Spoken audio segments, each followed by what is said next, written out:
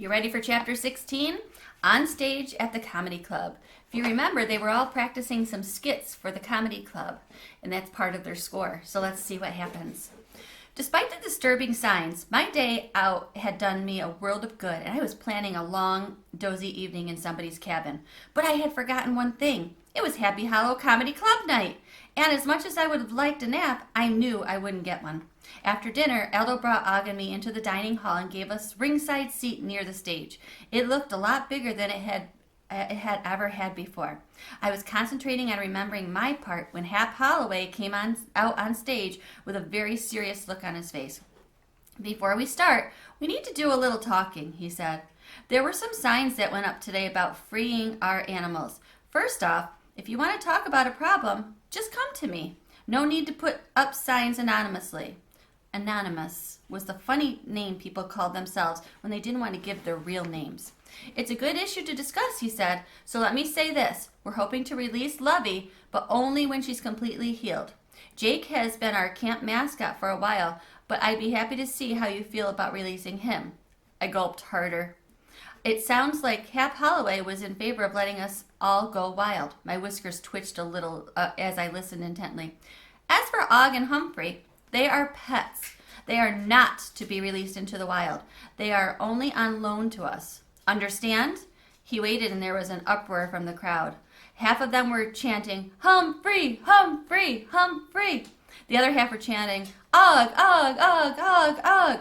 Noah wasn't chanting. He was just watching the other campers, looking surprised. The noise was deafening until Mrs. Wright gave a mighty blow on her whistle. "There will be order!" she exclaimed, and there was, because the skits began. The Blue Jays got the show off to a great start. AJ started this one by coming out on stage, intently looking down at the floor. Aldo came out and asked him what he was doing. "I'm trying to figure out what kind of tracks these are," AJ answered loudly, pointing at the ground.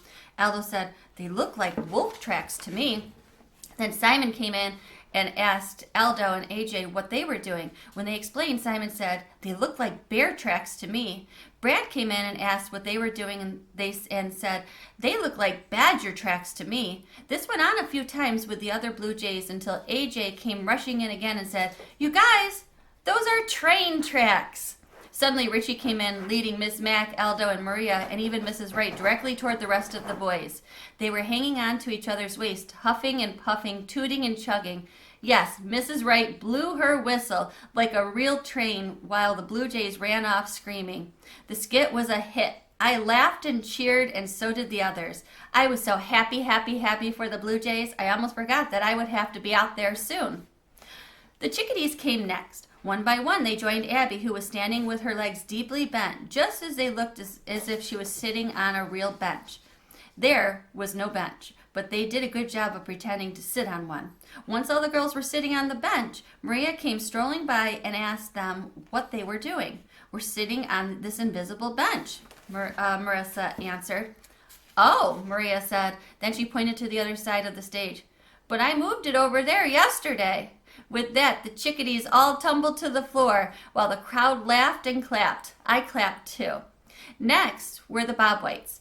They all appeared on stage holding balloons. Super Sam came out and directed them like an orchestra conductor. Altogether, they let the air out of the balloons a little at a time, and you won't believe it, it sounded just like the song Jingle Bells. It was such a silly sound, the crowd laughed so loud you could hardly hear the end of the song. When it was finished, they all took deep bows.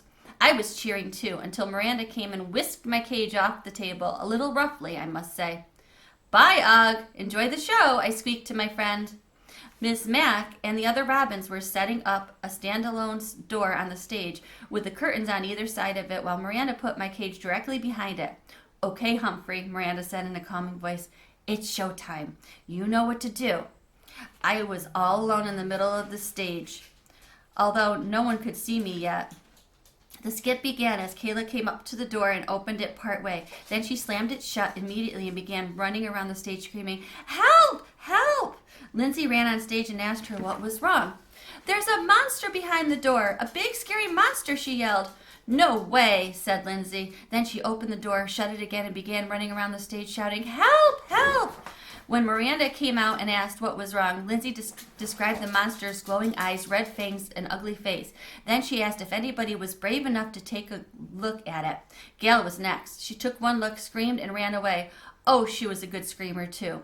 The rest of the robins did the same. My ears were twitching from all the screaming, and I was feeling a little itchy and twitchy. Finally, Kayla addressed the audience. Is anyone out there brave enough to look behind the door? She asked. Miss Max stood up. This was all arranged ahead of time, I have to admit. I will, she said. Then she came up on stage, opened the door wide, and jumped back screaming. At the same time, Miranda came from behind me and pushed my cage out onto the stage so everyone could see me. A monster! A monster! She screamed, running around the stage. She acted really scared. There I was, on the big stage with all the campers watching. As soon as everyone saw me, they smiled and started laughing because they knew I was no monster. Eek! I said, although I'm not sure how well my voice carried, especially over the applause. Humphrey! Humphrey! Humphrey! Everyone shouted. The robins all came out on stage and took a bow. They looked so proud. Gail had the biggest smile of all. She hadn't sniffled in a long time. My heart was still pounding when Miranda put me on the back on the table. Thanks for saving us, Humphrey, she said. Her eyes were sparkling and her cheeks were pink. Anytime, I answered, and I meant it. When she was gone, I turned to my neighbor. How'd I do, Og? I asked. Og made an impressive dive to the bottom of his cage. Then he came out of the water up on this rock and twanged boing, boing, boing. It was better than any applause. Then the older campers put on their skits and did some funny songs too. It was hilarious, and it lasted way more than an hour. That night I stayed with the Bob Whites. They were still playing crazy songs with their balloons. Once lights were out for the night, they talked a little bit in the dark about Haunted Hollow. Do you really think we'll get to see the Howler? Richie asked. In a cinch, said Sam. I've got you covered in volleyball, canoeing, swimming, and archery. You can handle the outdoor skills, can't you, Noah? Garth asked. Noah's mind seemed to be far away. Far, far away. Huh. Oh, sure. I know a lot about that stuff. Bob White's forever, said Garth. Bob White's forever, the other boys chimed in. I squeaked along with them, but by now I really didn't know who to root for.